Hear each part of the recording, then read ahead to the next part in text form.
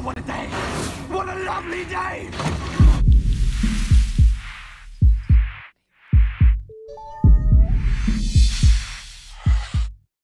Welcome to Flat Earth Debate. I'm your host, Nathan Oakley, and if you're new to this channel, or you have not done so already, be sure to subscribe and hit the bell notification icon to keep up to date with the Flat Earth Debate. If you would like to support this channel, there is a super chat that runs alongside each of these shows while they're live, and there's a PayPal link in the info box below the video once it's rendered. But most importantly, if you would like to join the discussion, simply mute the page you are currently watching, then click the link in the info box below this video to join the panel and express your views on the shape of the Earth. If you do join, please don't swear. If you do, you'll be ejected, and if you are, please don't try to rejoin the stream using sock accounts. You'll be warmly welcome back on the next stream. Please also share the show. Sharing the show increases the live audience, of course, but this in turn increases the chances of a more diverse panel. So please share the show. And one last time, if you're new to the channel or you've not done so already, be sure to subscribe and hit the bell notification icon to keep up to date with the Flat Earth Debate. Now we are joined by Sleeping Warrior. How are you doing? Morning. Evening. I wasn't sure if I was on Patricia's show or Nathan's show then. I mean, you're like an hour and 40 minutes later than normal. What's going on? It's the Patricia Steer effect, is it, being an hour and 40 minutes late? An hour and 40 minutes, I think she classes as fashionably late still. It's like, come on, Patricia. It's like 11. She's supposed to start at 11 p.m. in UK time. But every minute that she's late, right, that's like a minute that I'm thinking about should I be going to bed? Come on, Patricia. Come on, get some punctuality in your life. Give us Brits a chance to listen to your show. Yeah, I tend to watch the first half only, I won't lie. I wasn't having a bitch then. She knows I love her, but she drives me mad when she doesn't start on time. She sends me the link saying, started at 6 p.m. Eastern or Pacific or whatever time zone she's in. And I think, right, that means 11 o'clock start again. Right, okay, then I'll try. 10 past 11, quarter past 11, 20 past 11, no sign of Patricia. Started in a minute. Doesn't happen. By the time it starts, it's like 1 o'clock. Like, come on. Anyway, let's not moan too much. Did you watch the physicist teacher have a chat with me last night? I did. It was excellent. Do you know, the guy's such an affable guy, a likable guy that you can't really be horrible to him, but I wasn't going to let him win. Well, he didn't offer anything. I mean, he literally offered zero scientific evidence. His opening gambit was to say, look at the pictures from NASA, and your assertion was that there is no scientific evidence of the sphere Earth. So to go immediately to NASA pictures was a big disappointment. To be honest, I mean, we did have a structure. Morning, John. We did have a structure, and I did give him pre-disclosure of what we were going to talk about, and he responded with what he was going to give me back by way of answers. And then I gave him back what I would respond to his answers with my answers. And it was orchestrated. It was controlled. There was total full disclosure. There were no rabbits in the hat. And to be honest, it was like, I don't know, it was like he just gave me, it was just like the gift that kicked. He didn't answer the questions. Now, bearing in mind, he's a physics teacher, right? And he set me the exam paper, which, let's be honest, he gave me a harder paper than what he gave me with the mock papers he gave me. But nonetheless, if I answered a question the way that he started off answering my first question, which was to do with the scientific method, he would have got 0 marks for that. And I was like, come on, stay on topic. The question is this: what scientific evidence is there for the sphere? And be it curvature or rotation, one of them 2 points needs to be addressed. And he was just appealing to all the authorities. And I was like, come on, this is like terrible as an answer. You're not answering the question at all. So I had to interrupt him and get him back on track. And it was like he had a brain freeze. And I mean that in the nicest of ways. I'm not having a go at him, but he just wasn't answering the question. And ultimately, in the end, when I summed up the 5 questions I asked him, he didn't really give any decent answers for any of the 5 questions. And I thought, really, wow, for a science guy, for a physics teacher, and he had pre-disclosure. It's like, I don't know. I think World Cup fever might have took over his brain and he forgot all his answers that he was going to talk to me about. It was bad. I talked to him last night. Oh, how did that go? Yeah, he's a good man. I enjoyed talking to him. You're a bit quiet, John. Say again? You're a bit quiet. Yeah, I don't have my microphone on. I didn't want to put that stupid thing on my head. Okay. We're not live, are we? We are. Yeah, we are live. Yeah, I'll save my comments for afterwards. So good thing I asked. Good job. I want to keep it private for right now. Fair enough. And Well, I just did asked, you read out for you then? Well, just to Say again? segue away from that then, I mean, what it made me think was, what is it that makes somebody like that, who is literally, you know, full of joy and glee when Anthony's talking about the scientific method in relation to flat Earth, you know, he's all keen, but then when the shoe is on the other foot, what makes a man like that come forth with appeals to authority and non sequitur conclusions? What makes a guy like that do that? I don't understand. Is it just the brainwashing is that good? I do. If you've been through the university, I mean, we've been through the same standard. We got to the same level almost academically. If you've vested into academics and education that much that somebody's now questioning the paradox or creating a paradox in my mind, that he's thinking, nah, this isn't a paradox. This is easy to explain, but he doesn't answer it properly. Then what he's doing is resisting the criticism of the academics in which he was taught, learned, now teaches, and it's basically his world. So it's kind of like Wernher von Braun, you know, the NASA rocket engineer that died, but had the Psalm 1912 or whatever it was on his headstone that said, "For the heavens show the glory of God, and the firmament show His handiwork." That's like the antithesis of anybody that was in NASA, especially a rocket scientist. So it's kind of, for me, it's kind of like me coming along and questioning his science I'm like the Antichrist, and it's like, how dare he? You're questioning everything that he's been taught is true. That's not an easy paradigm to work your way through, because you have to think about things logically and provide answers that you've never been asked the questions to before. You've always been asked the questions that support the official version. You've never been asked the questions that challenge the official version, regardless of the maths. Now he's having to think, and he has to answer questions like a science paper or an exam paper, and you have to answer the questions. And he wasn't really doing that. He was being really nice, polite, affable, friendly, but not doing that which he was supposed to do, which was win the debate. And he didn't do that. He was. Do you know what it was similar to? It was like Jeren. When Jeren first went in that non sequitur, he demonstrated, or he behaved the way Jeren did, which was very likable, affable, friendly, but he got destroyed. And I think it's more because he didn't have the skills at debating properly than not knowing the stuff. But I guess we'll see in the next week or two how he gets on, because I know that other people have been in touch with him since, and he's been asking me how these people sound out. And, you know, you walk through the valley of death in flat Earth. We've all got to have our journey. He'll have his. And he'll meet good people, he'll meet bad people, but ultimately we'll find out where he fits in the whole flat Earth discussion by how he is in the next few weeks. But it's going to be definitely interesting to watch. He'll be a flat earther within the week. I think so. What do you think, Nath? Well, it seemed to me like he was, during the discussion, looking for the opportunity to beg the question, and when you highlighted it on multiple occasions, not by way of saying you're begging the question, but by pointing out that, you know, there's going to be an R in there somewhere, and he denied it. No, don't need R, don't need R. And then when he starts explaining it with R, and you're like, well, what's that R then? Well, that's not R. You know, in other words, cognitively, he knows what's going on, but he's fighting it, and it's really interesting to watch. You could see the pained expression on his face as he was doing it, because he knows what he's doing, but like you say, he's been taught it, and you're asking for scientific evidence as opposed to what have you been taught that tells you this is true. It's not easy though when you've got something challenging everything that you've been spending. I mean, the guy's been through, he's done a master's in biology, he didn't do it in physics, but I don't think that really matters, because it is one of the key sciences.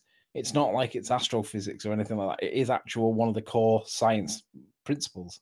And I think that when something challenges that whole, what's the word I'm looking for? The skeleton, the whole infrastructure of foundation. That which we're taught to be true. The foundation. Yeah, the foundation.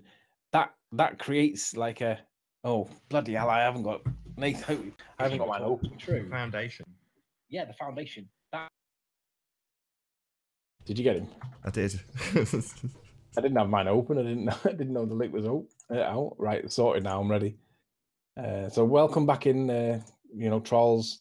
Anybody that wants to join, I'm paying attention now. You nearly got me. John, you still there, John? Yeah.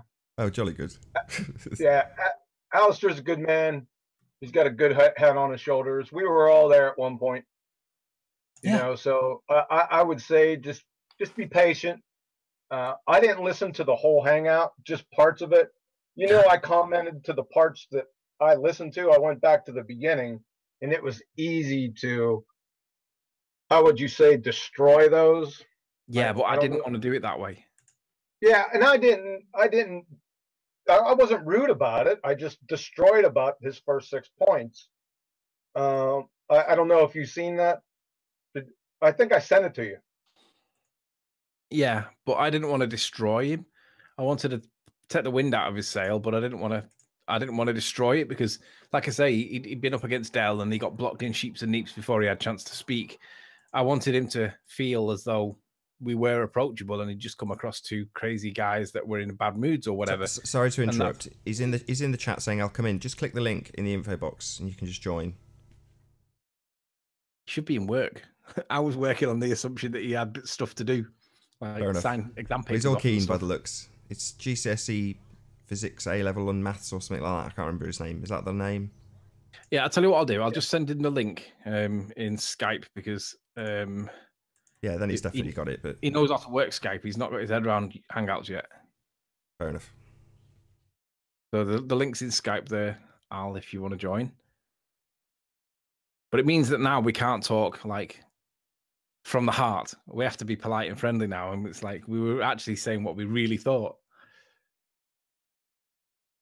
He needs to log on. It'll be 5 minutes. Don't know what that means, but he'll be in shortly. But yeah, he has the link. Hey, I'll be quiet over here. It's all good. Did you watch the hangout yesterday with the teacher? That was excellent. I loved it, man. Nathan in the chat box, he was like he wanted to jump on his throat. Yeah, he's a good guy. He looked like a very honest guy, you know. So yeah, we got to take it easy on him. He'll get there. He's had a bad ride so far, and I mean that with in the nicest way I can. He's just met 2 of the most aggressive guys in Flat Earth, and that's not representative of Flat Earth generally. But that being said, he's going to get a baptism, isn't he? At some point, someone's going to come across him that basically pulls him apart heavily. I don't know. I guess we'll see in the next week or so how things go. But do you know we would like to really have a conversation with him? Mark Sargent, because he's one of these affable. If you get 2 affable guys, you generally have a really good conversation. That would be beautiful. Oh yeah, I will watch that big time. Yeah, Mark Sargent, if you're out there listening, or if anyone's got access to tell Mark, you should get this guy in because that'll be a really good conversation for the 2 of you to have. And as you can see, he's a very approachable guy. So yeah, it's good stuff. He is. He's a nice guy. He's got a crap car though. He's got a little Corsa, and there's nothing wrong with Corsas per se. But a guy at this point in his life, he should be on at least I was going to say an Escort then, but a Focus, a Focus. But he's still on a Corsa, so I reckon he needs a pay rise. Can you guys hear me? We can. Cool. Bit quiet though, Chalk. How about now? Yeah, that's good. Cool. Did you watch the hangout yesterday with the teacher?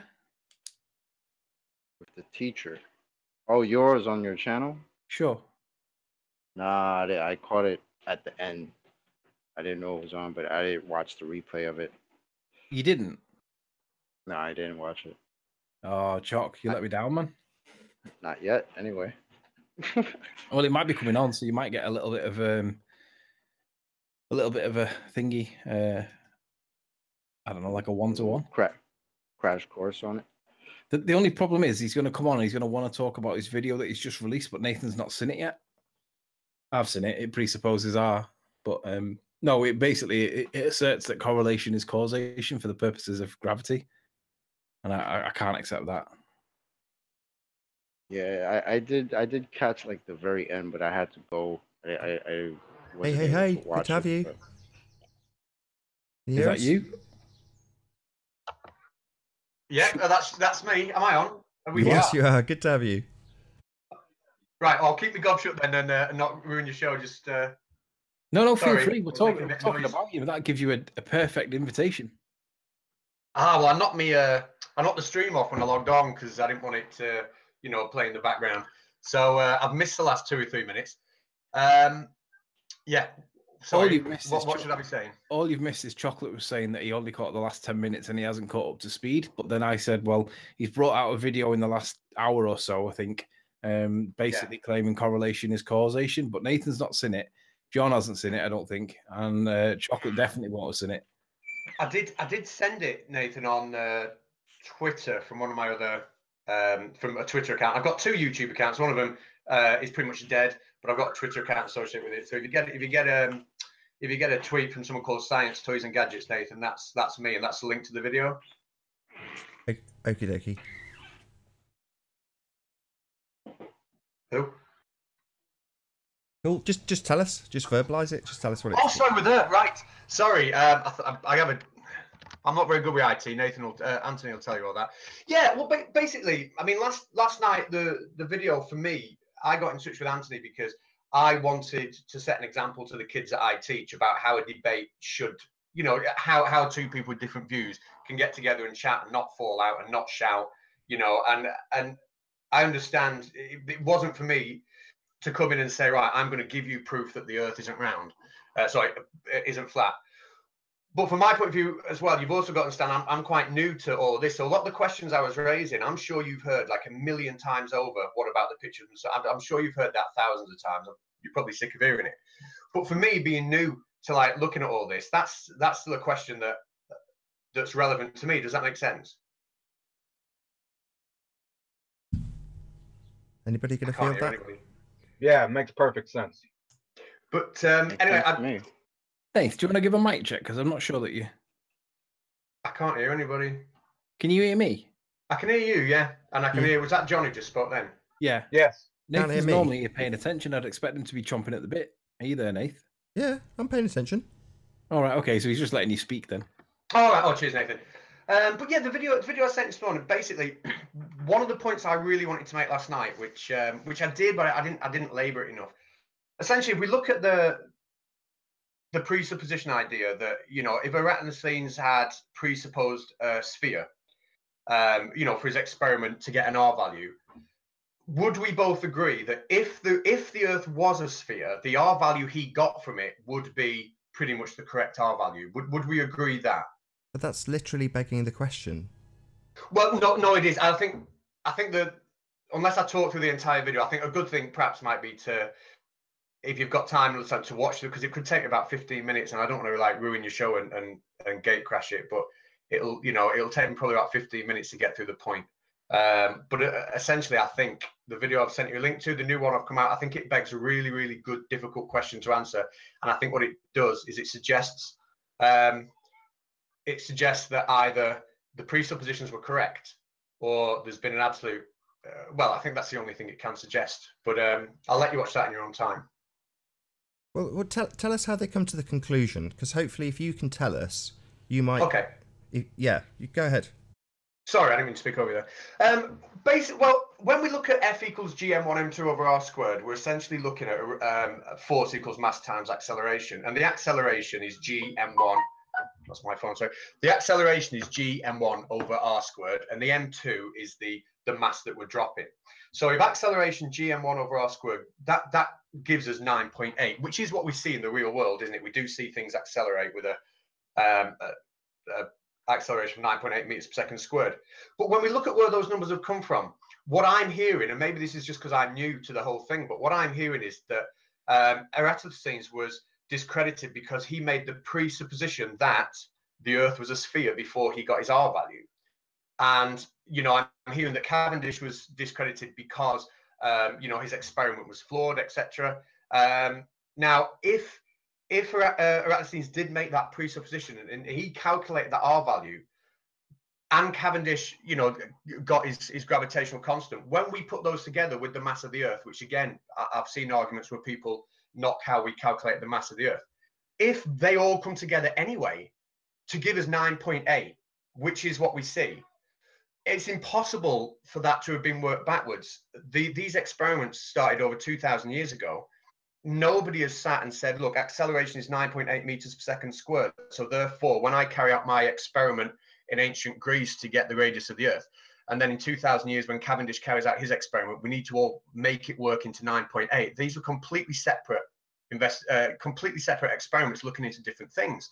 Yet when they come together to predict what the acceleration should be, it works.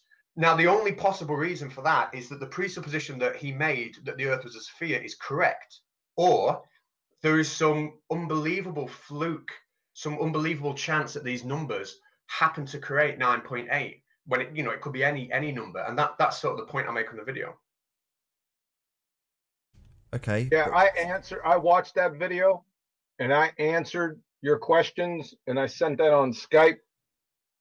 Oh, I've not seen that yet. Sorry, John. Yeah, I sent it to the group where you and Anthony were in. Right, I'll have to check that out. See what you've Number one, they weren't experiments, either of them. Number two, G was backward engineered, and Brian Mullins showed that about 2 years ago. I sent you a video of that. He goes through it step by step. Right. Well, I will definitely have a look at those. Sorry, go on. Yeah.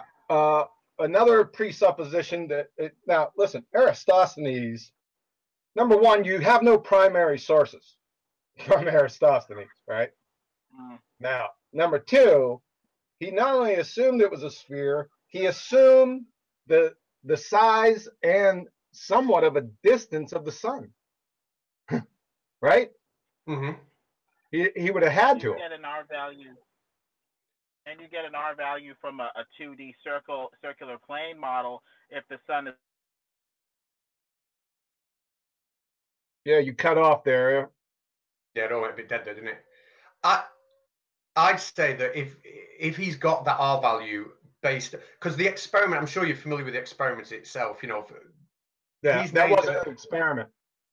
Well, the measurement, or the process he went through. If he supposed that the Earth was a sphere beforehand, then the R value he's got must be the radius of that sphere. I'm saying it's too big a coincidence that when we take that number and plug it into the acceleration that we should see, we do get the acceleration we should see. Well, what's the cause of the acceleration? Well, now that is a fantastic question, isn't it? Like, obviously, to me, there has to be a force. Force equals mass times acceleration. You can't have an acceleration without a force. Now, what you call that force, I'm going to call it gravity, but I don't think anybody, nobody on the world, I don't think could sit down and tell you exactly how it works. And to me, that's the beauty of science, isn't it? We're still digging. No, it's not. That's not the beauty of it, because as soon as you say gravity, you immediately invoke a cause, whether it be Newton or Cavendish gravity or Einstein gravity. Because I could call it anything. I could call it Ducal-Sloper-Gertz, right?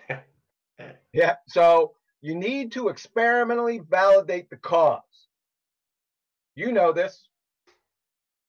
Yeah, and that's what I would say. I mean, this just the argument I'm making, is that there's been 3 very separate investigations to work out G, to work out the mass of the Earth, to work out the radius. They've not relied on each other. They've all been done very, very separately. But when we put them together, so that is the experimental data. Now, you can say about those experiments that they are flawed because there was assumptions involved beforehand, and I totally accept that.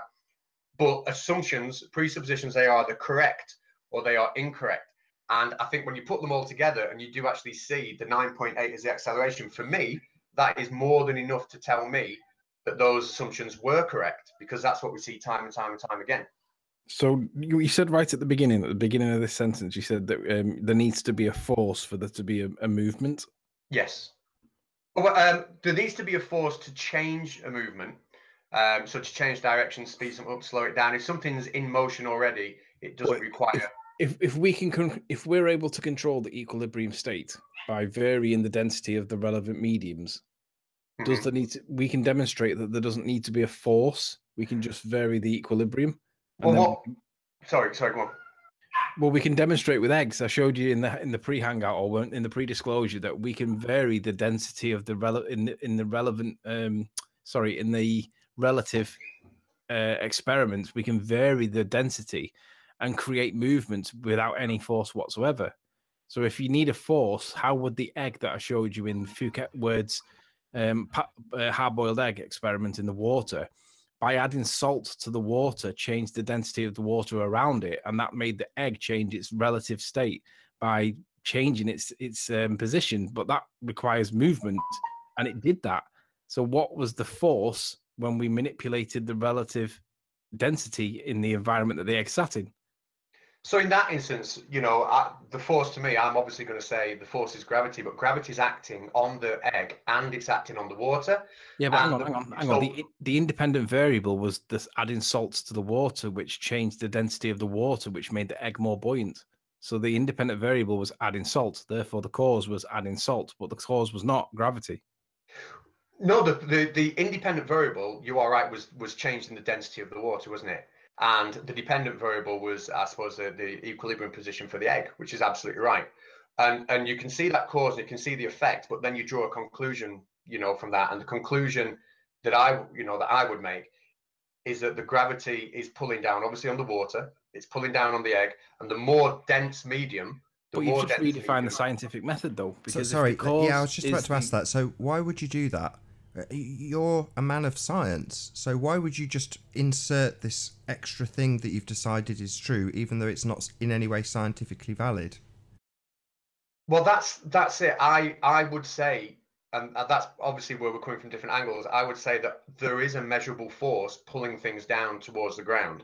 That is verifiable. You know, we can hang anything off a spring balance, for example, and measure. Hang on. You accepted that the addition of salt to the water changed the density in the environment, therefore the egg was displaced, but then totally gone against the scientific method and said, I don't accept that independent variable anymore. I want to substitute gravity instead.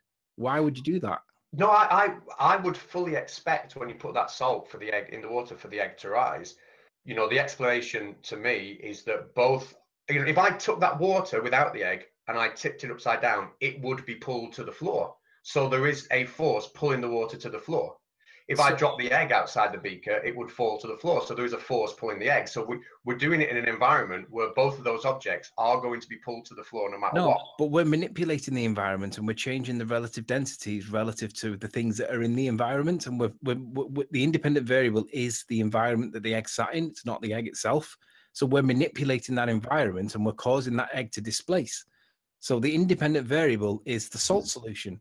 But you're then substituting gravity, which is not the independent variable, and we're saying is nonsense, when you accept that the independent variable was salt. So it's like, how can you make the leap, the quantum leap from salt to gravity when it falls clearly outside the independent variable that we've just agreed was the cause for the experiment? The force that's pulling objects down to the ground, whether we manipulate, we could manipulate the volume of water, the temperature of the water, the dent, you know, we could have done all sorts, but whatever we do, we can't remove that downward force. I mean, you'll know if I took that beaker and let go, whether the salt was in the water or not, the water and the egg they are in the environment where both are being pulled down towards the ground. Yeah, but that's a straw man argument. Come on, we're specifically talking about the independent variable of salt water in that experiment, where we manipulated the relative environment that the egg sat in, and we changed the equilibrium state and forced a movement by virtue of salt. Now, we all agree that the salt was the cause, but what I'm asking is, why do you make the jump from the independent cause that was salt to gravity? Why? Well, but it wasn't the independent variable. If the argument you're making is changing, you know, changing the density of the water has an effect on the equilibrium of the egg, and that's your independent variable, and that's absolutely bang on. Yeah, that putting the salt in the water is what's causing that change of equilibrium. I guess what I don't understand is ignoring. Well, when it comes to the explanation, I mean, you observe a link, an effect between two variables, but then you have to go on and explain it using scientific ideas and things that have been validated in other areas. No, you don't. He just did it in his experiment. Yeah, that's what I was going to say. Give me an example of an experiment where you have an independent variable that you manipulate, cause effect on the dependent variable, and then somehow go completely off topic and talk about something completely else altogether that wasn't part of the experiment in itself, but could make that the conclusion. Name any experiment where that's ever happened. So what I would say, let's say I'm doing an investigation at school where I'm looking at the resistance of a wire and how that changes with the length of the wire. My independent variable would be the length of the wire. Okay. My dependent variable will be the resistance I measure across that wire. But when we are done and we say, okay, changing the length of wire will change the resistance, we then ask why. You know, and then I will start talking about collisions and electrons and, you know, vibration of the lattice inside the metal, you know, heat transfer as it moves into heat, etc. And that's what I feel I'm doing with the egg experiment. We've said, yes, changing the density of the water absolutely is going to affect the position of the egg. But then the question is, why? I'm gobsmacked that's how you would explain that, because that for me is it's non sequitur. No, that's not the word. It's not non sequitur. It's what you're doing is you're coming outside of the scientific method to include something to make it try and sound scientific, when the absolute scientific method states that the independent variable causes the dependent variable a cause and effect relationship. And by causing that cause and effect relationship, you establish what is causing the experiment to do what it's doing. But then what you're doing is dismissing that, substituting something else, call it an explanation, and then expecting that to be satisfied and therefore accepted. I can't accept that to be the case, because that's not scientific. I think to me, the scientific method is, I think we start off and we agree, absolutely, you know, you observe your phenomena, you get your hypothesis, you get your independent variable, etc. But it doesn't stop there. You know, if I was talking about, you know, how you know, somebody putting weight on, for example, the more calories you have a day, the more weight you put on, right? That is a link. But then the question is why? Why does those extra calories cause weight gain? And then there's more questions to be asked, and you dig deeper. Now, I think with the egg, let's say nobody had ever mentioned gravity. Let's say gravity had never been mentioned. Nobody ever knew anything about it. We put the salt in the water, the egg moves. I would still then be following that scientific method and saying, right, density has an effect on the equilibrium position of the egg. Why? And then I would look at other questions and I would look at other experiments to try and find out why that will be. But in the position of the egg in the water, those experiments that I'm talking about that look at the foot, they've already been done historically. So instead of having to ask that question and go forward, I can then draw on the experiments that have already been done. But to me, asking the question why that's the whole point. It's not that, you know, you identify a link, but then you've got to ask why. So which experiments? Yeah. Which experiments? Yeah. You said you draw on the experiments that have been done. So which ones? So you broke up a little bit there, Nate. Sorry. Which experiments? You said I just draw on the experiments that have been done already when I draw that conclusion further to the experiment that's undergo. So therefore you're saying there's an experiment that already validates gravity, right? There's absolutely experiments that validate forces being linked to acceleration in terms of objects falling to the ground. I can absolutely link, you know, as we all can, you know, the weight of an object to its acceleration, how it's pulled to the ground, and I'd apply that to the salt and the egg. Yeah, but you can't answer the why. That's the problem. Well, for me, the why would be, I know that, for example, force equals mass times acceleration. And if you increase the density of the water, you are increasing the mass of the water. So that is going to increase the force that we know exists and can measure, that's accelerating that water downwards. Now, if you okay, listen, let's stop this for a second. We're talking about Newton or Cavendish gravity. Let me ask you a question. Okay. The scientific community, whoever or wherever they are, don't follow Newtonian or Cavendish gravity. Why are we even talking about this?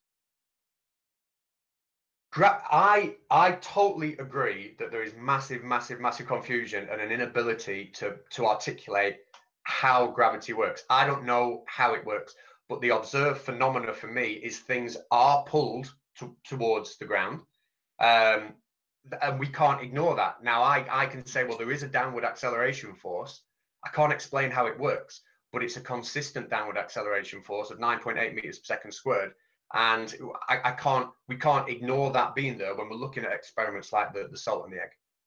Do you observe the pulling force, really? Because that's where I can't wrap my mind around it. Pulling force cannot be observed. I mean, that's an invisible magical force. It's the word pulling that I've got an issue with, because what we're really seeing in real world is displacement, which isn't a pulling force or a pushing force. It's a displacement, right? But I don't know how you make the leap from displacement, in other words, refinding its equilibrium, to a pulling force that pulls it down. To me, we're observing displacement. We're not observing a pulling force. you're right. You're demanding that it's a force, and I'm like, well, no force is necessary. We see displacement, and it'll refine its equilibrium. If you push it out of, if you make that egg go into a state of disequilibrium, no force is going to push it back into its state of equilibrium. It'll just equilibralize itself by virtue of its density in its relative environment. But you're because as a thought experiment, like you said before, if you were never taught gravity, how can you observe the pulling force? How can you come to the conclusion that there's a pulling force? Well, sorry. No, you go ahead. Yeah, No, go ahead. we can observe. We know that force equals mass times acceleration. We know that has to be true. And when we look at the egg and we pause, the egg is in equilibrium. It's not moving. When we put the salt, in the water or whatever, when anything moves, it has to have an initial acceleration. It has to. It's going from no meters per second to X meters per second, but that is an acceleration. And all accelerations require a force. Yeah, but you have a potential energy. So if Neil deGrasse Tyson picks up a microphone, he immediately puts potential energy into that microphone while it's in his hand because he's picked it up from the ground. So when he drops it and asserts gravity, he's inserted potential energy into the microphone by picking it up. Yes.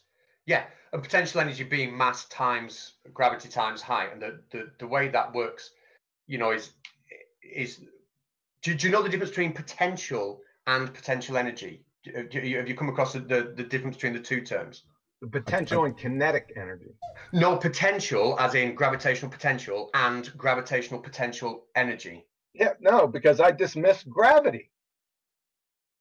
Okay. And you're talking about it's a force. Well, Newtonian gravity is a force, but the scientific community doesn't follow that. Einsteinian gravity is not a force. I would say if somebody dropped a piano on my head, I would feel the force. And that's, that's kind of like what I'm saying. I wouldn't want to be stood underneath something when someone let go. I would feel the force. Yeah, but that doesn't mean that you have to define what gravity is, not pianos. And by the way, the length of something is not an independent variable, just to be technical. But you have to define the why. We have to know the why. We got the 9.8 meters per second squared. Got it. No, not a problem. Why? What is the cause of that? That is the point of the discussion. Absolutely. I totally agree. And that's what I was saying before. You get your link, and then the next question is always why. Now, to me, there's two options with the egg and the salt water, right? The why could literally just be the densities are different. But then that begs other questions. Why is there a directional component to that density gradient? Why did the more dense things always settle closer to the Earth and the less dense thing away? There's a very, very obvious directional component. So my next question to that would be, so let me ask you, why is there a directional component if it's down to density alone? That's an excellent question, but you already have an answer to that question, don't you? Well, no, I know what my answer would be, but what I'm saying is if I can't use the force of gravity, then, is there, I'm new to all this, it has, I'm sure you've heard a lot of these arguments before. So have you got a different model for that I can go and look into? Well, this is now, the we thing. already talked about models or pseudoscience. Well, and number two, sorry, John. I don't. Just bear with me 1 second. You're right. Models are pseudoscience, but what I'm saying is you don't need to come up with an alternative. There's no necessity for us to provide you an alternative. Now, we may or may not have one. That isn't the point. You're already asserting gravity. So we're saying, well, what have you got for it? And as you found out yesterday with Anthony, you haven't got any scientific evidence to back the assertion, but you're still making it. Okay, so there is absolutely a force which we can measure, which accelerates objects to the ground. Are we all agree on that? No, disagree. See, okay. There's not a consensus there even. Validate the force. Disagree. Well, I can measure the force. You're calling it a force, but it's not a force. You're just measuring 9.8 meters per second squared. That's all you're measuring. What's the cause of that? What's a force? Well, force is something that needs to be applied to an object to change its size, shape, speed, or direction. Yeah, but what is it? Give me do you have a picture of it? Give me, I need something tangible. And I think that's a brilliant question. And that is where kind of like my understanding is that's where the cutting edge of physics is. I don't think, you know, Brian Cox could sit here and articulate that for you. Sorry, you know, you're wandering off the point though. You're saying it's on the cutting edge of science, but you already have an answer to this question. And you say gravity. Hello. Right? We have the mathematics to predict how it works constantly. Well, that's a problem. Stop, please. Mathematics does not make scientific predictions. Scientific predictions are very specific. Scientific prediction is a hypothesis. It's the interaction between the independent and dependent variable. So no Mystic Meg predictions here, no Nostradamus predictions. Scientific predictions are very specific and defined. Well, I know if I take an object of a known mass and I drop it from a known height, and I've got a camera, a high-speed camera at the bottom of the building, I can use the science to predict exactly the speed it will hit the ground at.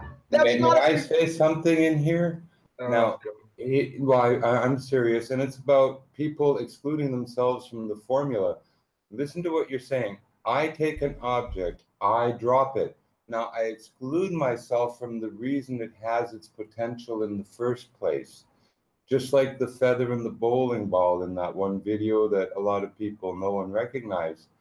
How did that bowling ball get up to the girder, and how did that feather get up to the girder and get to their release mechanisms? On a scissor lift, probably. A man or woman had lifted them up there, installed them there. And then let's move them, and they're giving those objects potential energy out of the equation. Let's look at Newton's apple in the tree as magically falling, as not having a reason for being there. So they're making gravity an imposter, a stay for excluding, you know, giving a way out for people to exclude themselves from this formula, for excluding why an apple grows in a tree and stores potential energy. Did you say hello? Sorry, James, to interrupt. Which is gravity, and then they take you out of the picture. Same as looking at things from the side. Instead of being a first-person view, now they've made you an imposter at the side, looking at everything in absolute value. Yeah, listen. Let's not divert away from this. I hear what you're saying. Yes. Just hold on a second. We got too many cooks in the kitchen. Let's get back to the prediction part. I want to make sure that we're on the same sheet of music with this prediction, because everyone uses this word. They equivocate fallacy out of their mind. A scientific prediction is a very specific thing. Are we in agreement? Sure. A scientific prediction is a hypothesis. So if you don't have a hypothesis with a viable independent and dependent variable, then you don't have a scientific prediction. But I would argue that, you know, if, in the example of, you know, force, I would argue that my independent variable would be the mass of the object I'm going to drop. My dependent variable would be the force that it hits the ground with, for example, or the force exerted on the Newton meter when I let go. You know, that's a very clear independent dependent variable. No, it's not. Do we want to go through this? Yeah. Do we want to go through this? Yes. 1 second. Let's put it up there so everyone can see it. And really quick for the teacher, when you say we have observed this, we have experimented, have you been part of the body of science that already presented us this, or you're just adopting what has been presented to you and regurgitating it forward? Because when you say we, I feel like you have been part of it. Right. Well, I calculate, acceleration of falling objects all the time at work. That's part of my job. We get the kids to do it. I do personally make predictions about how fast something will fall and hit the ground from a certain height, and then I do that, and how the mass will affect it. I make those predictions, and then I calculate it. You know, we do that all the time. So, yeah. Okay, so if you can click on John's thumbnail in the Hangout, bottom right of the Hangout, just click on John. Right. Okay. Yeah. Well, that's cool. Right. Natural phenomena observed, please. What, sorry? We're going through the steps right here. Step 1, step 2, and we just need the first 2 steps. So what is the natural phenomena that you observed? The natural phenomenon is that let's just say a mass will move towards the Earth. A mass. Now, how do you know mass? Can you see mass? I can measure mass. You can measure mass. Mm-hmm. How about just things fall to the ground? How about that, so we don't get bogged down here? Okay. Is that okay with you? I don't want to put words in your mouth. Yeah, no, it's fine. Objects, yeah, but can we put they will accelerate to the ground? Okay, so apple falls from tree, accelerates to ground. Happy days. Yeah. Okay, so we can go down here, right? Hold on a second. Because your observed phenomenon is your dependent variable. Yeah. So we can go down here 1 second.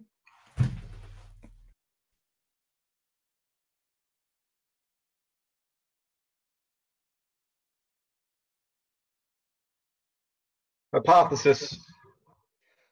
I wouldn't say that the objects accelerate is a dependent variable. I would say that the rate of acceleration, or not the rate of acceleration, the force that they accelerate with is a dependent variable. You can't do that. You're begging the question. Your natural phenomenon is always the dependent variable. It's always the effect. Now we're trying to find the cause of that effect. Right. So for me, my independent variable in this would be to. No, I want the hypothesis. No, so the hypothesis is objects with a bigger mass will accelerate to the ground with a bigger force.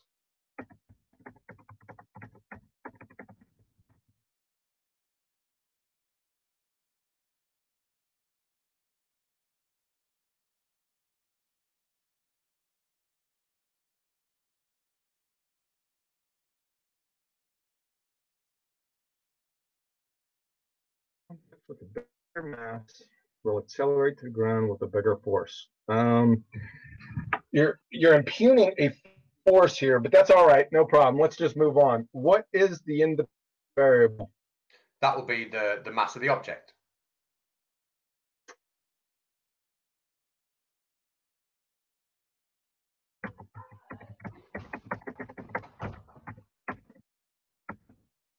Okay, so mass of the object causes objects to accelerate. Where am I at here?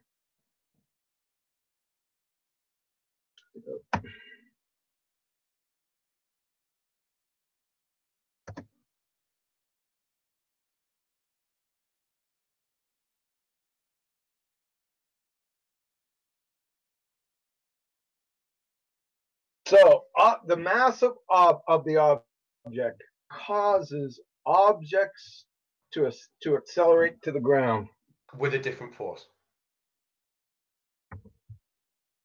You can't say that because you don't know if there's a force or not.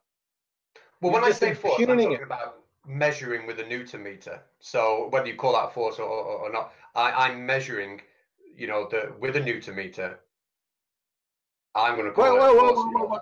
Did you say Newton meter? We're not going to Newton's meter. So does this make sense to you, or is this just a tautology?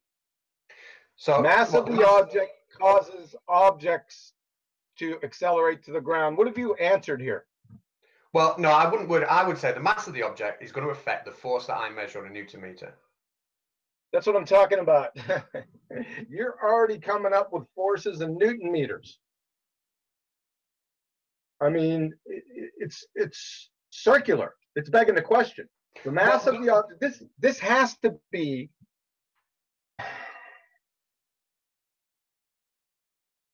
We're talking about weight, aren't we? That's what we're talking about. Objects with a bigger mass clearly have a bigger weight, and weight is gravity times mass. Weight is a force. That's what when we talk about the force, that's what we are talking about. Weight is the force. So let's just stick with the hypothesis and the experiment. So what's the null hypothesis? Well, that it doesn't affect it. Objects that what doesn't affect it? That the mass will not affect the weight of the object. Yeah, but we're getting into weight here. Ranty, is that you? It is. Weight is, I think the definition of weight is that weight is the force that I'm talking about. When we times mass by, gravity, that is the formula, that is the equation that gives us weight. So things do have weight. Weight is also directional. We see that all the time. Weight acts downwards. If I sit on an elephant, the elephant's fine. If an elephant sits on me, right, I'm going to get squashed. Or if I'm sat on the elephant, sorry, I'm fine. It's not squashing me from below, but it will squash me. Yeah, but you're talking about weight here. Weight and mass are different. We're into your hypothesis here, and it's just talking about mass. I'm saying the mass will affect the weight. They are different. But this isn't telling us why the mass of the objects causes objects to decelerate to the ground. No, you're right. It doesn't tell us why at all. It doesn't tell us. What we do is we identify the link between the two, and then we ask those questions why. Yep. And that requires other experiments and other hypotheses, and it's a long process. No, we have to do. See, we're not to the experiment yet. We're just trying to set this up because we're going to the experiment right after this. Hold on, John. But can I just point out what you've done there? So we've not even through, as John has just said, we've not even got to the experiment stage. We're just trying to formulate the hypothesis. And you've already got the answer. You already know what's going to happen and what the cause is. You already know what that force is and what its name is and how it's measured, right? No, what I've done is I've identified my independent variable, which is going to be the mass. And I'm then going to measure the weight of the object. Right, and as I increase the mass, I'm going to look at the effect of the mass on the weight. Okay. Do me a favor. Can you define mass? Mass is essentially the amount of material that you're made of. And that is not the correct definition of mass. Do you know that mass? Textbook definition, but that is essentially what it is. It's the amount of material that you're made of, whereas weight is the force that you feel when that material is pulled down on you. Do you see my screen? Yeah, the amount of matter. It says there. Nature doesn't. This is from Professor John Wheeler and Edwin Taylor. What is mass? Nature does not offer us any concept as the amount of matter. History has struck down every proposal to define such a term. Even if we could count the number of atoms or by any other counting method try to evaluate the amount of matter, like you said, that number would not equal mass. So what we do is we get a reference point, and we get the standard 1 kilogram masses that are out there. We slapped a number 1 kilogram on something, and we essentially say anything that has twice the mass of this is going to be 2 kilograms. Anything that has half the mass is going to be, 0.1 kilograms. Yeah, but it's not actually mass. Because you haven't defined it yet. I know where you're going with this. I got you. But you still haven't defined it. To me, it's just the amount of stuff. I mean, we all know things are made of stuff because we can touch stuff. And I'm just saying the more stuff something has, the bigger its mass. Yeah, but I know. And he just said no. Air is stuff. Can you touch it? No, don't go off. And I understand what you're saying. I got you. But Professor Wheeler just said that that's hogwash. I think that quote needs a little bit of looking into. I think perhaps it's not a quote. Interpreting what you're saying there. It's not a quote. It's a citation, and it's pretty dang clear what he says. Right? And hold on a second. That's pretty clear. When he says that number would not equal mass, do you mean the number of atoms? I mean, what number? The number of atoms. Right. Well, the number of atoms definitely doesn't equal mass because all atoms are different sizes. So like something like uranium has an enormous atom. Something like hydrogen has a tiny atom. So if they're made of the same number of atoms, they're not going to have the same amount of mass. I understand that's a straw man. I understand that, but you said it was the number of stuff in something. Yeah, the amount of stuff. Yeah. Yeah, so the stuff is atoms. I don't care if they're different weights. Well, the atoms inside them have protons and neutrons and electrons. That is the stuff. So the number of protons, neutrons, and electrons, then let's define it as that, the number of protons, neutrons, and electrons. Yeah, atoms. No. That's like saying the number of bricks is the same as the number of houses, and that's not true. You can't say that I've got 3 houses, therefore they have the same amount of bricks as the 3 houses I've got over here. We wouldn't say that, and it's the same thing here. Define mass, please. But let's define it now for the sake of it as the number of protons, neutrons, and electrons. Let's do it that way. But it's definitely not the number of atoms. I'm speechless. Those are molecular weights. You don't count them. I don't care. Let's go back. Let's go back to the hypothesis. All right, because it really doesn't matter. You haven't answered anything here. This doesn't. It's nothing. Right. When you say that, like, I can take an object that has more stuff in it. However you define mass, I can take an object that has more stuff in it. I can place it on a weighing scale, and the force that it presses down is obviously going to be bigger. The amount of stuff does affect the weight of an object. Okay, you're still calling it a force. I'm going to tell you right now, right, that gravity, the one that the scientific community follows, is not a force. Hello. Right? Let me just say this from George Musser in Scientific American. Einstein created his general theory of relativity, which provides our modern understanding of gravity, with the express purpose of expunging non-locality from physics. Isaac Newton's gravity acted at a distance as if by magic, and general relativity snapped the wand in two by showing that the curvature of space-time and not an invisible force gives rise to gravitational attraction. I think the sticking point is obviously going to be the definition of a force, or the understanding of what a force is, isn't it? To me, like I said, it will change the shape of an object, the size of an object. It will speed things up and slow things down. Now, if you don't want to call it a force, that's fine, but we can't deny that if I take something that's got a lot of mass and it's heavy, and I put it onto an egg, it's going to break the egg. If I put it into it, it's going to crush, it's going to crush a balloon or whatever. Right. There's clearly an action that when I increase the mass, I get a bigger effect from it. So you're saying mass causes gravity? No. The gravitational field, right? An object in that field is affected. The objects affect each other, and there's a force existing between the two. But you can have the gravitational field without a secondary object. So the Earth's gravitational field. This is why I was asking about potential and potential energy before. Any point of the Earth's gravitational field has a potential. And then when you place an object into that point, depending on the mass, the potential energy of that object will be given.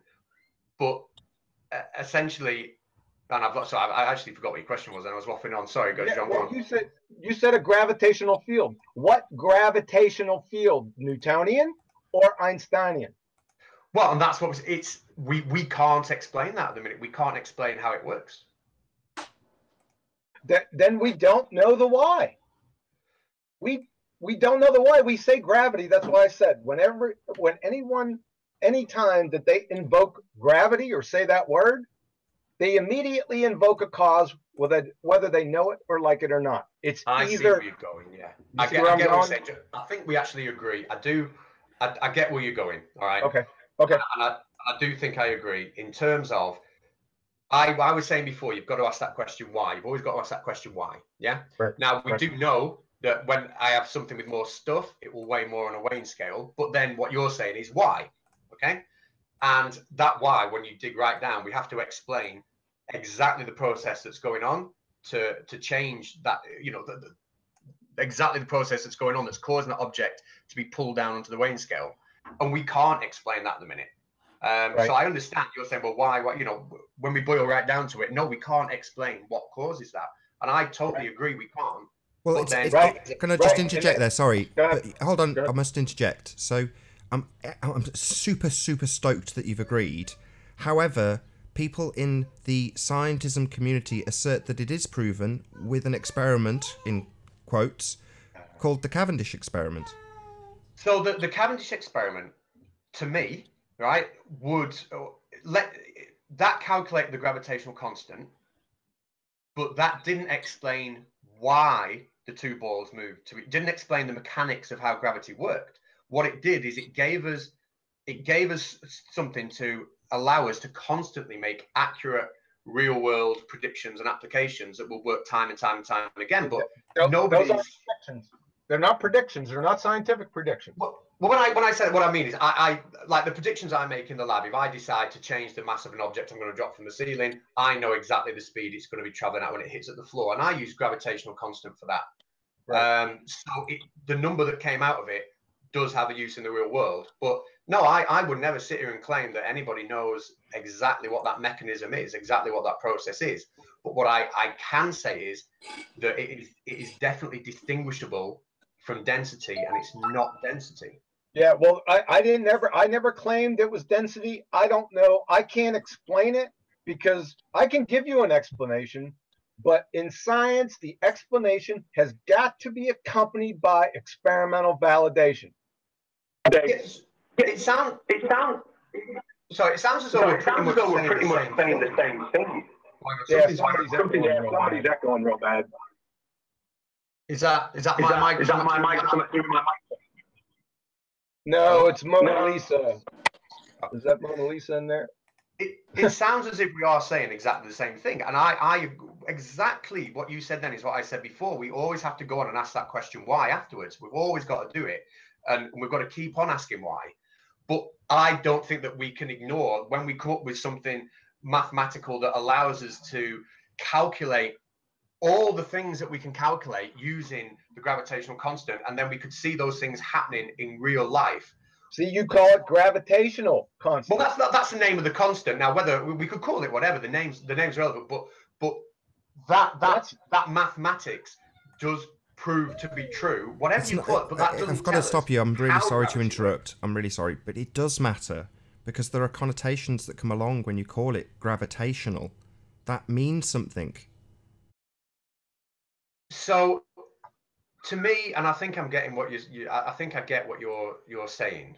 Okay, I think when you hear gravity, are you thinking of like a process, a procedure, some kind of like physical process that we claim to understand? Is that what you mean? No, I mean that the connotations attached to that word are either objects of math, but either Newtonian or Einsteinian, and both involve balls, the Earth, spinning through an infinite space. They're both wrapped around the same bullshit. Right, so you're linking it to the. Yeah. Would Al agree with Professor Reese here? Are you seeing my screen here? Yeah. What causes gravity and mass? Yeah. These questions still baffle all of us, right? Absolutely, they do. Yeah. So, according to Professor Reese, does mass attracting mass cause gravity? Nope. According to Professor Reese, does space-time cause gravity? Nope. See what I'm saying here? There's built-in contradictions. Once you dig underneath the surface, they already know it, right? He's just telling you straight up right here, right? Well, I mean, I'm saying exactly the same thing. We can't explain what that process is, and go back, 100 years, 200 years, we couldn't tell you what the speed of light was. There's lots of things we couldn't tell you. I can't tell you now how it works. But we don't have to. There obviously is something that causes objects to have a weight. No, go ahead and let Al finish. No, go ahead, Al. You finish. Well, so there is obviously something there that causes objects to have a weight, and the more stuff we put onto a weighing scale, the bigger that weight reads. We know, that the springs are being compressed more in that weighing scale, which demands a force. If I'm going to compress something, compression is a force, isn't it? So there is something there. Now I'm gonna call it gravity, but I can't explain how it works. But when we get the numbers that allow us to make accurate calculations and predictions of what is going to happen. Predictions again. Okay, sorry. Oh, you're right. Go on. No, it's okay. We get the numbers from falling objects, and we don't ask, well, how did the object get its potential energy? It becomes like an exercise in magic. And then we personify the force as a thing called gravity. Now, if I pick up a microphone and I drop it and pretend I'm not in the equation as giving it the potential energy to fall in the first place, then is that science? Is looking at a bowling ball and a feather on a beam on a roof there, hoisted up by a scissor lift and stuck there with quick release pins, whether you add a red herring of evacuating all the air and making it a vacuum and dropping these objects, do the people who raised them up there and positioned them there and gave them that potential to fall not count? Only magic gravity, as soon as you release them, is responsible. Right back to the apple in the tree. It grew in the tree. The tree, the sun, the photosynthesis stored water and fleshy stuff up there. Not a big mystery. And when it was heavy enough, well, had enough mass and couldn't be supported by its little stem, it fell. And it wasn't gravity flowing into the ground. It was stored energy above the ground. Gravity's not involved. If you ask how something got in the air and in a state where it's going to fall in the first place, you know, but I think Al realizes that the problem here is the word, because the word carries baggage with it, and the baggage is not scientifically validated. Right. We agree on that. Sorry to interrupt, because we're just about to have maybe a 5-minute break. So the point of interjection, very valid point, James, and I totally agree with you. You've got to pick the microphone up and put potential energy into it. I completely agree. But the point that John interrupted you was where you said the word prediction, and you had strayed off science into mathematics and then used that word prediction. So we're not talking about scientific predictions anymore. We're talking about Mystic Meg predictions, Nostradamus predictions, not scientific predictions, pseudoscience predictions. Predictions are not science at all. Go ahead and let it help. Sorry, the type of prediction I mean is literally, you know, I'm going to call it a prediction if you want me to use a different word, but if I drop something from a known height of a known mass, I can calculate what speed it will hit the ground at, and I am right 100% of the time. To me, I call that a prediction. Right, but it's not a scientific prediction, though. You understand that, right? But it's not a guess. I'm using equations derived from experimentation. That type of thing is akin to, say, looking at the position of a star over and over for hundreds of years and being able to predict on a certain date where something's going to be. That's not scientific, but it's prediction. But it uses zero science and only observation to make a prediction.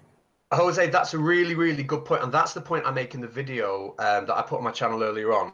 That the reason that the equations I'm using to make those calculations, to make those predictions, use data that have come from Eratosthenes, that have come from the Cavendish experiment. That's not an experiment. Well, non-experiments that assume. Yeah, I got you. Yeah, we're not talking about experiments again. We're kind of going around in a circle, so I'll probably see that as a good opportunity to round out this show. So I'll say first and foremost, a huge, massive, enormous thank you to all of the live audience for tuning in and hopefully sharing this debate. And of course, a massive thank you to all of the debating panel for making this debate possible. If you hated the show, then you know exactly what to do. But if you liked the show, maybe consider subscribing or sharing with a friend. I've been Nathan Oakley, and I'll see you all in the next video. Oh, what a day! What a lovely day!